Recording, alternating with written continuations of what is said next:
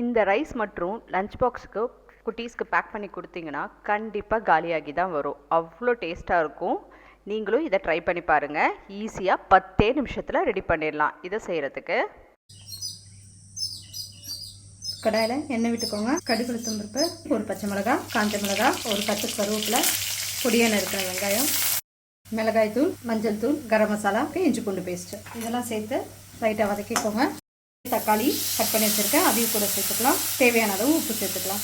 நல்லா தக்காளி நல்லா வதங்கட்டும். தக்காளி மசாலாலாம் நல்லா வதங்கி நமக்கு எண்ணெய் பிரிஞ்சு வர ஆரம்பிச்சிருச்சு. இந்த ஸ்டேஜில் 2 முட்டை உடைச்சி வச்சுருக்கேன், அதையும் ஆட் பண்ணிடுறேன். இந்த முட்டைக்கு தேவையான அளவு உப்பு சேர்த்துக்கலாம். கொஞ்சம் மிளகுத்தூள் சேர்த்து நல்லா மிக்ஸ் பண்ணிடலாம். இப்போ எக்கு நல்லா ஸ்க்ரம்பிள் பண்ணி வச்சாச்சு. அந்த லைட்டாக அந்த எக்கோட ஈரப்பதம் இருக்கும்போதே நம்ம ரைஸ் ஆட் பண்ணிடணும். இப்போ சாதத்தை கூட சேர்த்துலாம். நல்லா மிக்ஸ் பண்ணிக்கோங்க. ஃபைனலாக கொஞ்சம் கொத்தமல்லி தூவி இறக்கிற வேண்டியதான். நமக்கு ரொம்பவே டேஸ்டியான முட்டை சாதம் சூப்பராக ரெடி ஆயிடுச்சு.